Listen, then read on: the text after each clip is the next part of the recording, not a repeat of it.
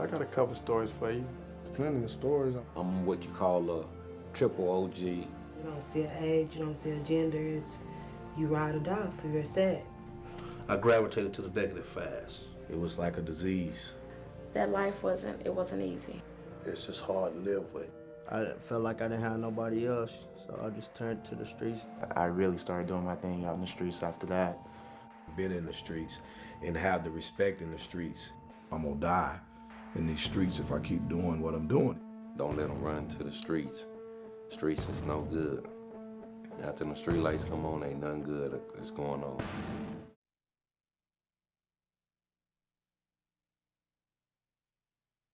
I got a couple stories for you. Plenty of stories. I'm what you call a triple OG. You don't see an age, you don't see a gender, it's you ride or die for your set. I gravitated to the negative fast. It was like a disease. That life wasn't easy. It's just hard to live with. I felt like I didn't have nobody else, so I just turned to the streets. I really started doing my thing out in the streets after that. Been in the streets and have the respect in the streets. I'm gonna die in these streets if I keep doing what I'm doing. Don't let them run to the streets. Streets is no good. After the street lights come on, ain't nothing good that's going on.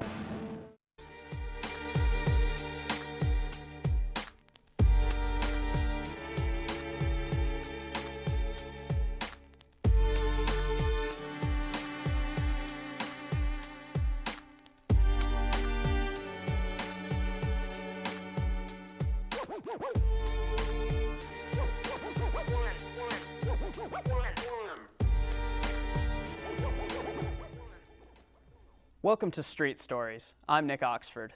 Gang activity is prevalent in Oklahoma, and it is a growing problem in the state. Involvement with a gang can lead to violence, drug abuse, and heartache.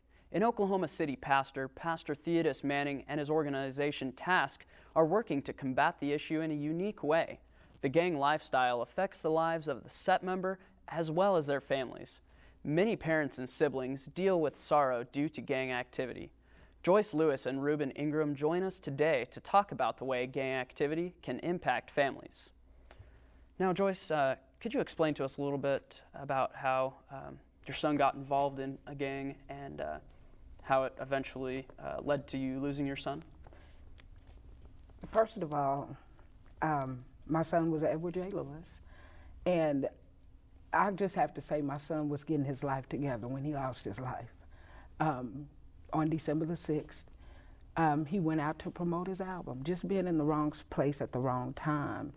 And an altercation broke out, and they put him out, and one thing led to another, and in the end, my son was dead from the process. My son was trying to get his life together, so I won't say that because of his gang banging or things like that, that's what caused this. It just was a altercation, something that happened at the wrong time. Now, how would you say that this has ultimately affected your family? Not just you, but your entire family. Well, one of the main ways it has affected my entire family is I never get to see my little son again. My daughters, my other son, we don't get to see him. I will never get to have any grandchildren by him. And that's just one of the biggest things that it has just really affected my family. You know, so. Now, what would you say to youth who are looking into getting involved in gang activity in order to discourage them? First of all, I have to start with their families. You know, parents that have to learn how to love their children. If you don't love your child will ultimately find love in the wrong place. To that child, you know, I just ask them that they seek out, you know, different things, healthy things, you know, because when you get into gangs, it is what it is, you know, and it's hard to get out of them, and it's just so many different things that happen. I just think too, when they get into altercations and things like that, they don't take the time to think about the cause and effect about what they're getting ready to do. Like I said, I never get to see my son again, and I only have left of him as memories. You know, but a lot of families, not even just the victim's family, but the person who commits that act, their families are affected as well. So, you know. They just need to think about it. Now, Ruben, how was your family affected by gang activity? My family was affected for the simple fact is it's nothing but negative energy within gang banging. So it always affects you when a family member dies from it. You lost your brother to gang activity? Yes, I lost my brother. His name is Johnny Ray Wiggins Jr. He got killed in a drive-by shooting September 28th of 2005. And he was shot in his face and his chest. Was he involved in a gang himself? Yes, he's actually walking in my footsteps. He represents what I represent, which is West Side City, Boo Hill Crip. We from 10th Avenue. Now, what would you say to other families who have lost a member to gang violence? What would I say to family members who lost? In order to reach out to them and just... Basically, you know, you got to stay strong and let them live through you, you know, because I actually lost 4 family members, you know, so what makes me strong is knowing that they living through me. And, you know, if you could say just one last thing to discourage any youth looking into getting involved in a gang, what would that be? Well, that would be basically, you know, don't join gangs for the simple fact there's nothing good in it. You know, it's the penitentiary, it's violence, it's drugs, it's just something negative. So I always think positive and put y'all in something positive. Well, thank you so much, Joyce and Ruben, for talking with us a little bit about how gang violence and gang activity has affected your own families. You're welcome. Now, John Caveman Parker's gang involvement affected not only his life, but his family's life. Here's his story. Believe it or not, I actually wanted to be a police officer. I had great ideas of what I wanted to do with my life, but it didn't happen. Like every normal kid, I had things I wanted to do in life. You know, there was other things that I wanted to achieve, but, you know, slowly, one by one, my dreams, my little playhouses were being shattered. You know what I mean? And the worst thing that you can do to a child is steal his dream.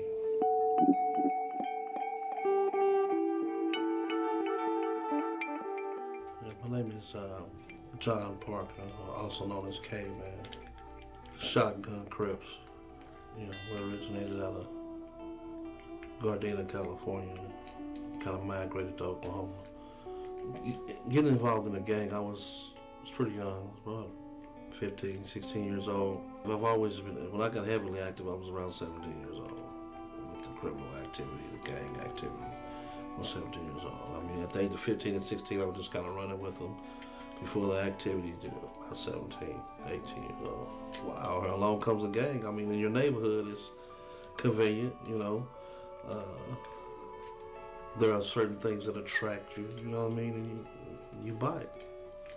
You know, you bite. And I bit hard. Man, when you join a gang, your whole family joins the gang. I mean, my mother's house was shot up. My friend's mother's house was shot up. It got to the point where I felt unsafe riding with my own family members for the fear of something happening to them. Not me, but something happening to them, you know. Like I said, you gravitate to the negative. You know, you don't, it's not, you go to sleep one day and you wake up and you're a full-fledged gang member. It's a process. It's a processing period. You know, it starts with ditching class, ditching school, the alcohol, the girls, you know, it gravitates to, hey, there's a car running, let's get in that car. Still in the car, which was joyride, you know what I mean? You know, it just progressed. The criminal activity progresses and progresses and progresses, and it starts with violence, and, you know, it ends in violence. I actually was at a nightclub and got involved in an altercation with a couple of guys, and I shot one of the guys. And I was immediately apprehended. I mean, there was no search, no hunt or anything like that. You know, I was immediately apprehended and taken to the county jail. 19 years old, I was sentenced to the Department of Corrections out of Oklahoma County for 25 years for shooting with intent to kill. So you can see from the age of 17 to 19, I progressed fast. You know, I gravitated to the negative fast, you know, and that's, you know, I was gone from 1990 to 2002. I was incarcerated. Department of Corrections. It wasn't until I was incarcerated again to where I heard about the T.A.S.K program, and I heard about Pastor Manning and what they were doing, and I was like, well, that's what you always wanted to do, so, I mean, you got plenty of time to do it now. I poisoned enough minds with gang activity, you know, with teaching how criminal behavior. Now it's time to sow some good seeds, you know what I mean? To know that one of these kids has changed their life, that it's even entertaining the thought of changing their life. It's all worth it. It's all worth it. Even though gang members get caught up in a life of violence, there is still hope. Many members have changed their lives in a big way. Robert Moak and Michael Allen are here to tell us about how they have changed their lives. Now, Michael, could you tell us how long you were involved in a gang? I can say roughly at least 20 years of my life. You know, I mean, I've been involved in gangs, if not more. You know, I joined so young, so I had more active years than inactive years, so, but roughly about 20 years of my life. And when did you first, question your involvement and decided that you needed to make a change? Well, actually, the turning point was one of my dear friends. He was like 14 years old, and he was kind of like the young guy around the neighborhood. And when he got killed, you know, it just tore me up so bad, 'cause I figured I should have said something to try to turn him around and save his life. You know, it still affects me to this day, you know, 'cause, you know, he was like a little son to me. So after that, you know, to honor his mother and his family, I said, I gotta do something different, man. I could save little dude's life, I wanted to, but I'm just being who I was, so I just ignored it, man. Now, did you find the transition from gang life into life now, was it a difficult process? Well, yeah, I mean, you got to realize, you know, you interact with a lot of lives, you know, when you was active gang banging, you know what I'm saying? You affect some lives differently than others, you know what I mean? Some people can live with it, some people can forget about it, some can't, you know? And when you decided, I'm gonna do something different, there's still some elements out there to say, well, you still grow me, so why should I let you change, you know what I mean? It's a real effort, you know, you got to be really dedicated to turn your life around. It's not easy, you know, because you have to realize you've been living a lifestyle so long. You got to change your demeanor and how you look at things, how you approach things, you know. You can't approach things in a hostile manner, you know. You just got to say, hey, man, I'm changing. So you're trying to look at things different. You got to change your mind, you know. Everything about you pretty much have to change, you know what I'm saying, to make that complete transition, so. Now, Robert, how long were you involved in a gang? I started gang banging like 1984.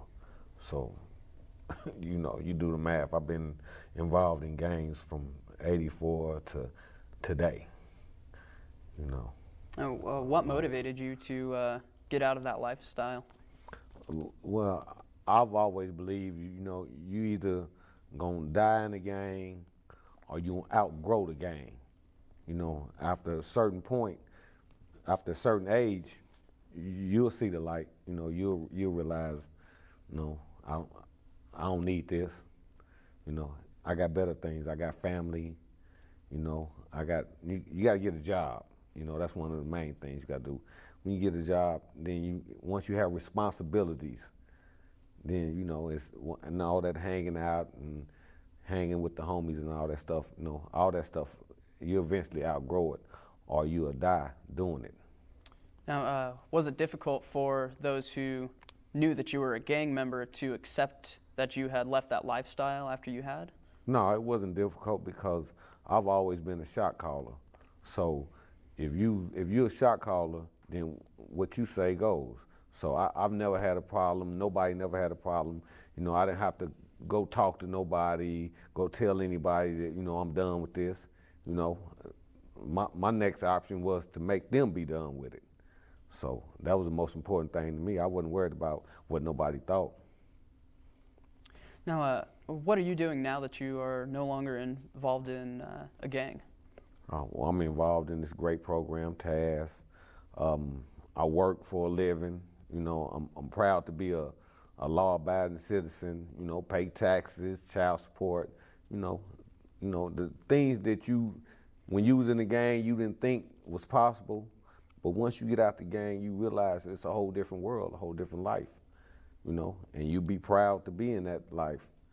You know, so that's why you want to try to get anybody you can out of the lifestyle that you just left. Well, thank you so much, Michael, and thank you, Robert. Marcellus Fales was heavily involved in the gang lifestyle. His story proves that people really can change. My name is Marcellus Fales, nickname Thuggish, Thug, set ESPG, Eastside Power Gangsters. I think it was about 14, 15 when gangbanging first hit Oklahoma. I was doing stuff before gangbanging, so when gangbanging came, it was just something, you know, we put a name on something, and everybody in my little neighborhood, with all my little friends, we started to start being bloods, and then from that, we started our own little set. You know, at the end of the month, when ain't no food on the table, it's like, what you gonna do? You gonna sit there and cry and hold your stomach, and man, we got up and got out. Wasn't nobody really paying attention to me, you know, when I was crying out for help or whatever when I was younger. So I just felt like it was all about me, you know what I'm saying? So I just made decisions based on what I felt was best for me. I mean, but I didn't even care then. You know, I didn't have nothing to look forward to. It wasn't like growing up thinking, oh, I'm finna go to college, I'm finna be this or be that. First time I was arrested, I got brought home. You know, I was way too small. And then, so they brought me home, and then after that, it was like, okay, that's all that happens, you know what I'm saying? So I kept on, and then penitentiary came. So I turned 18, you know, I turned 18 June 3rd. I was headed to the penitentiary in June 10th or 15th or something like that. I felt like, you know, they didn't give me that much time, so I felt like, okay, I can do this. Then went back, and then the third time, I got 30 years. You know, I started, you know, not blaming everybody. You know what I'm saying? Taking full responsibility of my actions and not just putting it off on, you know, oh, my daddy this, or my mama that. You know what I'm saying? Even though that was one of the reasons, but still, yeah, I still had a choice. You know what I'm saying? I had a choice. I could have just stayed in school. You know, I didn't have to, you know, rob or steal or shoot. I didn't have to do that. That's the choices I made. So I just started, you know, looking stuff different. When people that you hang around with take a stand on you, be the reason. You know what I'm saying? And people you trust in, they fail you or they, you know, steal from you, turn their back on you. And then you start seeing stuff different. And that's what I did. I pretty much started looking at stuff totally different than I did before. Then I realized it wasn't for me no more. That wasn't what I was about. And I mean, so I chose to just do something totally different. Just let the gang banging go. Something I never thought I'd do. Thought I'd always be a blood, always gang bang. Until the end, did 11 years for it. You know what I'm saying? So I never thought I'd give it up. It's hard once you've been convicted of a felony. I mean, it really is. I mean, it's easy for them to say, everybody say, oh, you can get a job, and a lot of places won't hire you. And then the people that will hire you, it's a minimum wage. So it ain't as easy as everybody make it seem. You know, you're gonna get out, you're gonna get a job, and you just stay out. I mean, it ain't that easy. You know, everybody needs somebody, you know what I'm saying? If you got somebody to look out for you, help you get a job. If I can go back to I was 12, I think that I would have searched hard for somebody to listen, you know, to listen to me. Because I was just hurting, you know what I'm saying? And I was just searching, man. Because I hated I made the decisions I made. You know what I'm saying? Because I cheated myself out of my childhood. As far as me being a gang member, I think all older gang members, it's our obligation to try to do something different. You know what I'm saying? Trying to show these kids something different. We done been to the penitentiary. We done lost all kind of friends. We done seen the after effect of gang banging. So now we need to show them or tell them that, hey, man, you know, it's a different way. And if you continue doing this, this is where you're going to end up. See, we didn't have nobody telling us that. It was like gang banging, okay? Let's be a part of that. You know what I'm saying? It wasn't like, okay, you gang bang, you're going to die, go to jail. And ain't no way you're going to change everybody. You know what I'm saying? Like this, with one answer or one word. I think everybody, you got to take the time out and know a person. You know what I'm saying? And know why. You know, if I get, you know, on a one-on-one basis, I think first thing you need to do is try to listen. You know, listen, try to understand. Not just put everybody in a box and just label them. You know what I'm saying? Just try to understand and see why.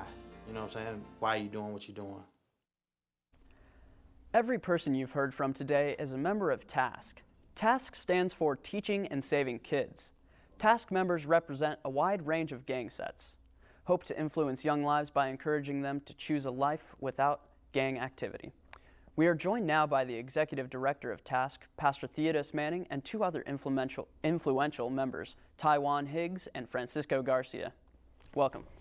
Thank you. Thank you. Thank you. Now, Pastor Manning, could you tell us a little bit about how and why you started T.A.S.K? Well, back in '07, we had a rash of killings, all in a short period of time, and got together with another member of my church, Andre Jones, who we know as BJ. Got together with him and we talked about it and said, hey, we need to do something. And so we created T.A.S.K, which means Teaching and Saving Kids, as you said.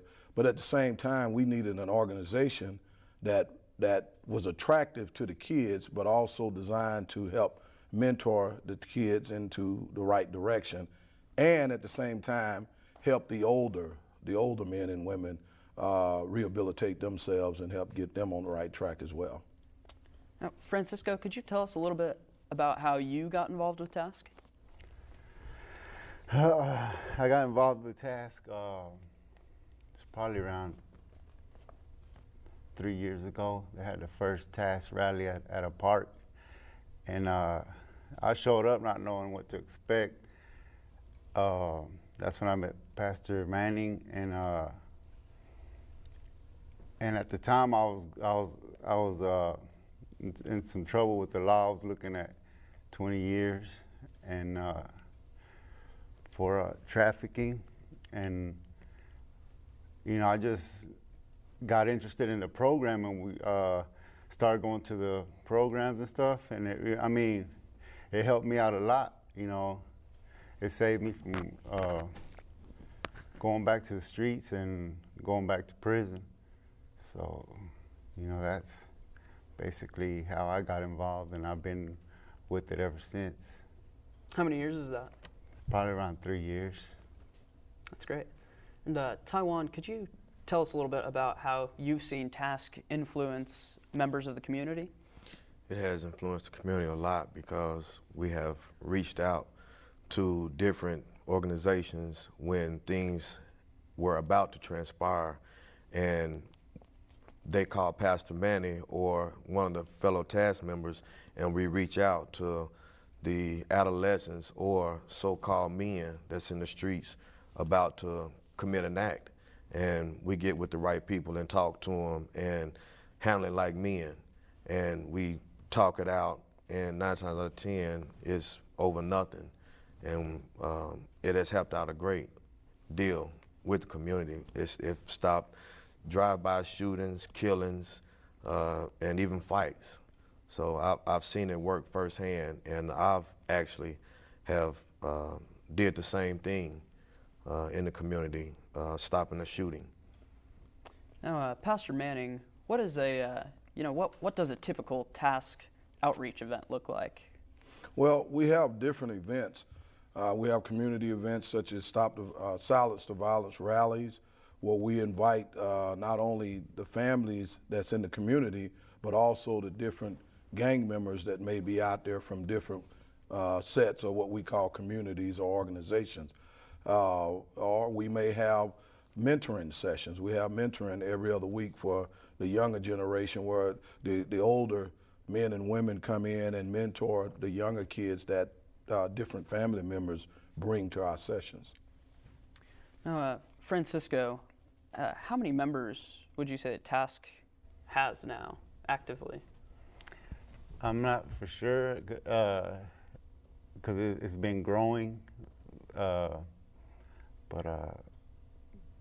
how much have you seen it? I'm not for sure, because we have different meetings and some people show up to some and some people, I would say, how many would you say? That's a tough question because we have some that's truly committed to coming to the meetings and mentoring, and they've changed their lives, but we also have members of our organization that are still out in the streets.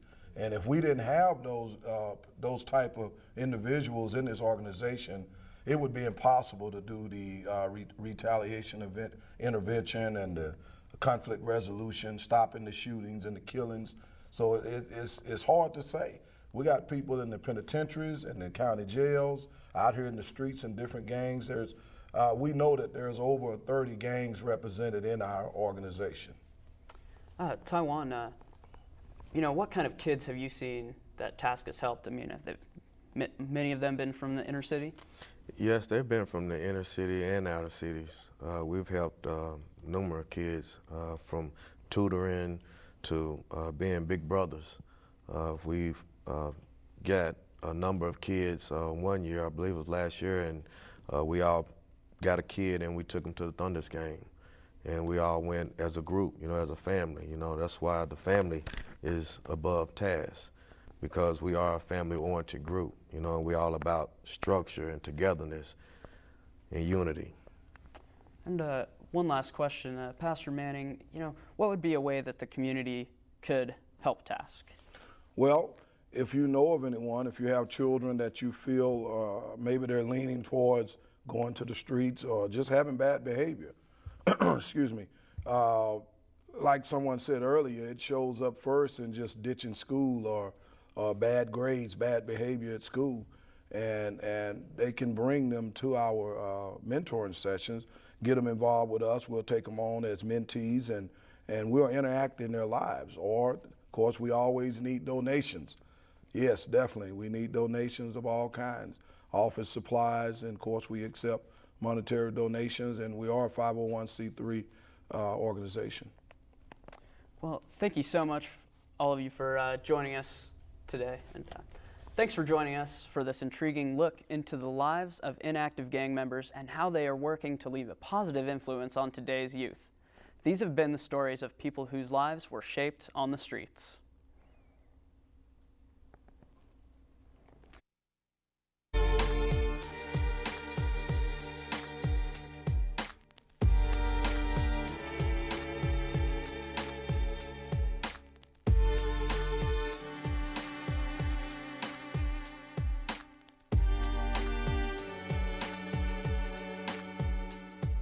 Woo!